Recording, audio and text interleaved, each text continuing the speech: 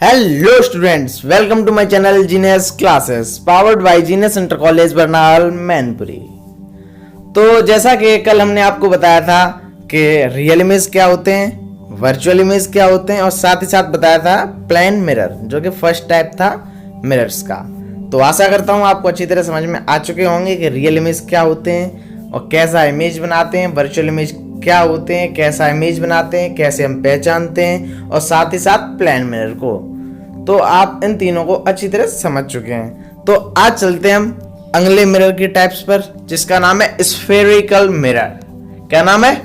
Spherical mirror. Spherical से ही आप समझ सकते कहीं ना कहीं ये सर्किल से रिलेटेड है। किससे? सर्किल से, स्फेयर से या किसी भी हॉलो सेल से जो कि स्फेयर के रूप में है। तो आप समझ सकते हो। तो चलिए बिना देरी स्टार्ट करते हैं आज का टॉपिक स्फेरिकल मिरर, जो कि हमारे दो होते हैं, कॉनकेव और कॉन्वेक्स। तो पहले हम जानेंगे कॉनकेव, फिर उससे हम कुछ बेसिक कंसेप्ट्स जानेंगे, फिर उसके बाद कॉन्वेक्स और कॉन्वेक्स के साथ साथ बेसिक कंसेप्ट्स कॉन्वेक्स के। तो चलिए देखते हैं कॉनकेव मिरर। तो देखिए कॉनकेव मिरर में ऐसा है, डेफिनेशन वगैरह तो बात की बातें हैं, पहले हम जान लें कि दिखता कैसा है, पहचान तो लें। नहीं तो आपने अच्छी तरह पढ़ा है कि शेर है वो ऐसा होता है, पीला होता है, बाल होते हैं बड़े बड़े, जबड़ा होता है, उसका दांत होते हैं, लेकिन कभी देखा ही नहीं तो शेर का क्या मतलब भाई? क्या तुम बिल्ली ना समझ लो कहीं? तो ऐसा नहीं है। तो पहले हम समझेंगे कि होता कैसा है, देखेंगे, समझेंगे किससे आया है, कैसा है। तो देखिए कॉनकेव मिरर को जो हम लेके आए हैं वो एक हॉलो सरफेस से आया है जो कि स्फेयर के रूप में है। एक स्फेयर है, सर्किल है, सेल है जो कि बिल्कुल गोल है और अंदर से वो खोखली है। अब उसके अंदर मैं एक रिफ्लेक्टिंग सरफेस को पॉलिश कर देता हूं ताकि वो अच्छी रिफ्लेक्टिंग सरफेस बन जाए। हमने अंदर उसको अच्छी तरह पॉलिश कर दिया चारों ओर से अंदर की ओर, ठीक है। और बाहर मैंने क्या किया, उसकी जो आउटर सरफेस है उस पर मैंने मर्क्यूरियस डाल दिया। सीधी बात यही मानो, मरकरी, जिससे क्या हो वो ट्रांसपेरेंट ना रहे सरफेस, जो ग्लास सरफेस मान लो उसे। तो हमने एक तरफ से उसे क्या कर दिया, पॉलिश कर दिया मरकरी से, ताकि वो ट्रांसपेरेंट ना रहे, रिफ्लेक्टेड हो जाए। और अंदर से अच्छी तरह रिफ्लेक्टिंग सरफेस बना दी है पॉलिश करने के बावजूद। तो अब क्या करते हैं, इस सर्किल से हम एक छोटा सा पीस काटते हैं, एक छोटा सा पीस काटते हैं, ठीक है। तो हमने एक साइड से पीस काट लिया। अब देखिए जैसे हमने काटा तो कुछ कर्व सरफेस सा एक मिरर बन गया है जो कि कर्व्ड है, थोड़ा सा झुका हुआ है ना, जैसे प्लेन मिरर होता था उससे थोड़ा सा झुका हुआ है। अब ये बन गया है, आप देख सकते हो। बाहर तो ये मरकरी से पॉलिश्ड है, मरकरी डाल दी थी। अंदर से क्या है, ये रिफ्लेक्टेड सरफेस हो गई अच्छी सी।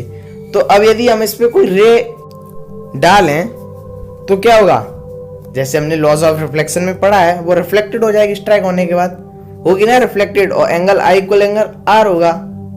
Angle i equal angle of incidence equal to angle of reflected angle या रिफ्लेक्शन।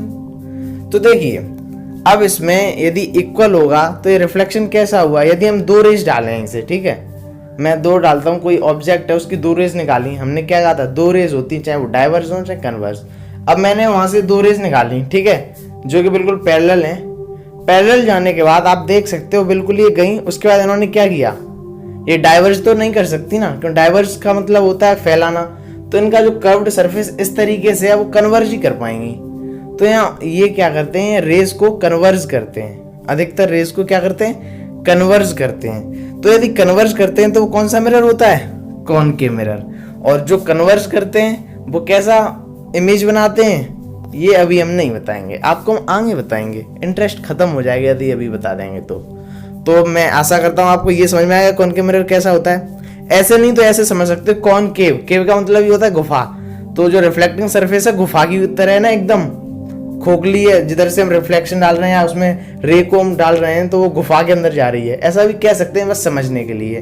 तो आप समझे कॉनकेव मिरर कैसा होता है। ये क्या करता है, रेज को कन्वर्ज करता है। कैसा करता है, कन्वर्ज करता है। और इसकी जो लेयर पे यदि हम बात करें जो पॉलिश्ड होती है बाहर से, तो वो कौन सी सरफेस होती है, आउटर वर्ल्ड सरफेस, या हम कह सकते हैं उभरी हुई सतह। जो उभरी सतह है उसे हम पॉलिश कर देते हैं, इससे भी पहचान सकते हो।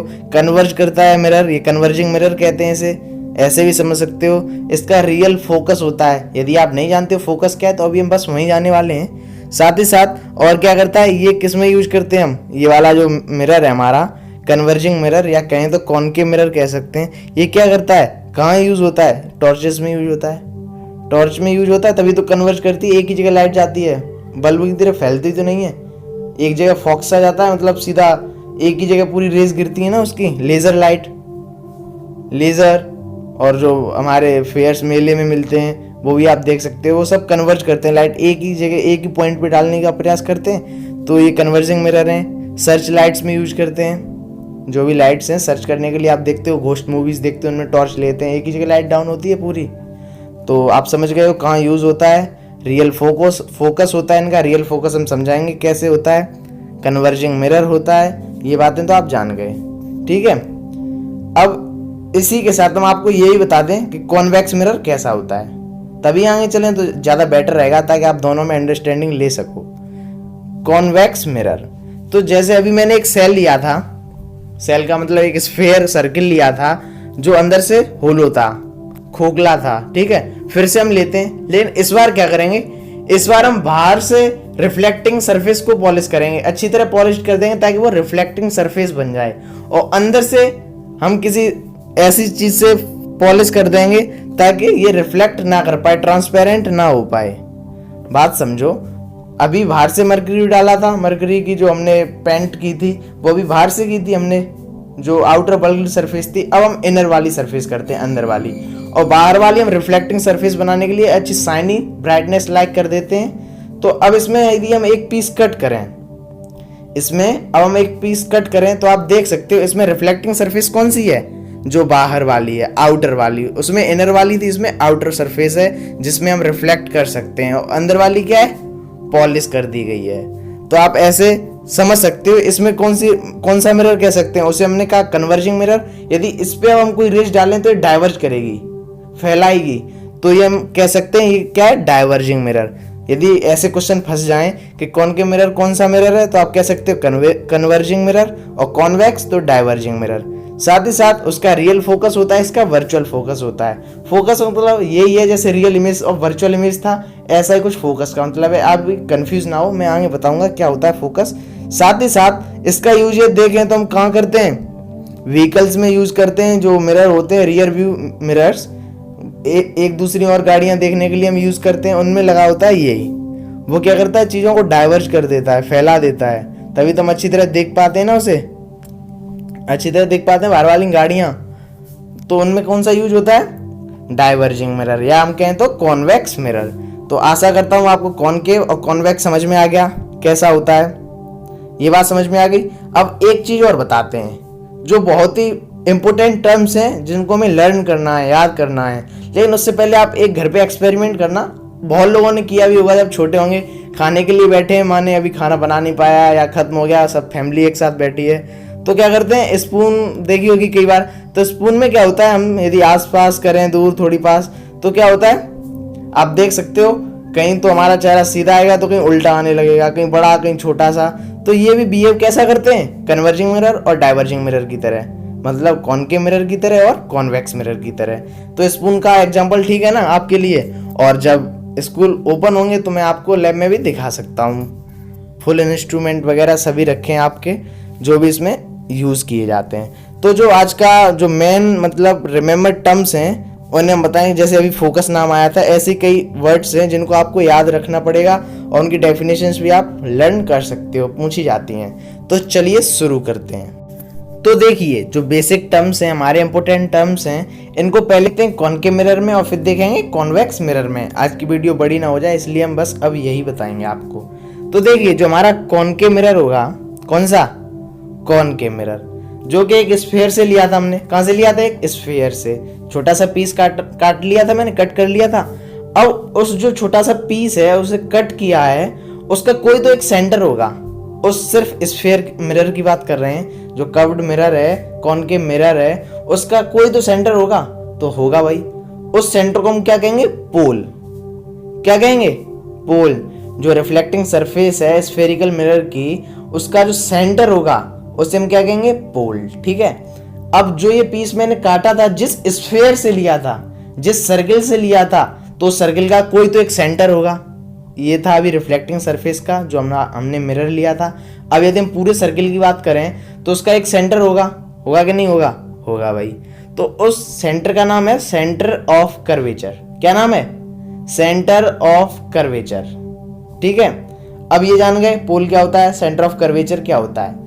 अब यदि यहीं पर मैं बिल्कुल इनको मिलाते हुए सेंटर ऑफ कर्वेचर को और पोल को एक लाइन ड्रॉ करते हैं, लाइन खींचते हैं, तो उस लाइन का नाम क्या होगा? Principal axis. प्रिंसिपल एक्सिस, ध्यान रखना, PAL ना PLE, प्रिंसिपल एक्सिस। तो आप ये भी समझ गए सेंटर ऑफ कर्वेचर क्या होता है, पोल क्या होता है और प्रिंसिपल एक्सिस। अब देखिए सेंटर ऑफ कर्वेचर और पोल के बीच में, सेंटर ऑफ कर्वेचर और पोल के बीच में जो एक पॉइंट है जो कि इक्वल होगा, दोनों भागों को बांटेगा, उस पॉइंट को हम कहते हैं फोकस। क्या कहते हैं? फोकस, जिसे F से डिनोट करते हैं, फोकस। और यदि हम बात करें F से लेके पोल के बीच की डिस्टेंस की, ये पॉइंट तो हो गया फोकल पॉइंट। और यदि हम पोल और फोकल पॉइंट के डिस्टेंस की बात करें तो उसे हम क्या कहेंगे? Focal length. क्या कहेंगे? Focal length. और यदि हम सेंटर ऑफ कर्वेचर से लेकर पोल तक की बात करें तो उसे हम क्या कहेंगे? Radius of curvature. क्या बोलेंगे? Radius of curvature. तो आप ये समझ गए पोल क्या होता है, सेंटर ऑफ कर्वेचर समझ गए, प्रिंसिपल एक्सिस समझ गए, focus point, focal length, centre of curvature, radius of curvature समझ गए। यदि आप समझ गए तो बहुत अच्छी बात है। तो अब बात करते हैं कॉन्वेक्स मिरर में क्या होता है। ये भी बेसिक टर्म्स हैं, सेम ही है, थोड़ा सा बस फोकस का और सेंटर ऑफ कर्वेचर का। इस पे क्या होता है, जैसा कि आप जानते हो, यदि हम किसी कॉन्वेक्स मिरर का स्फेयर है, जिस स्फेयर से हमने ये मिरर लिया है, उसकी हम बात करें तो इसका सेंटर कहाँ होगा? इसका भी सेंटर होगा इस सर्किल का, तो उस सेंटर को हम कहेंगे सेंटर ऑफ कर्वेचर। और जो हमारा रिफ्लेक्टिंग मिरर है, सरफेस है, उसका जो सेंटर पॉइंट होगा उसे हम कहेंगे पोल, जैसे कि पहले भी मैंने कहा था, सेम उसी तरीके से। ठीक है, अब यदि हम फोकस की बात करें तो इसमें भी वही होगा, सेंटर ऑफ कर्वेचर और फोकस के पोल के बीच में जो पॉइंट होगा वो होगा फोकल पॉइंट। और जो लेंथ होगी फोकस से लेकर पोल के बीच में वो होगी फोकल लेंथ। और पोल से लेकर सेंटर ऑफ कर्वेचर के बीच में होगी, उसे हम क्या कहेंगे? Radius of curvature. सेम है, सब कुछ सेम है।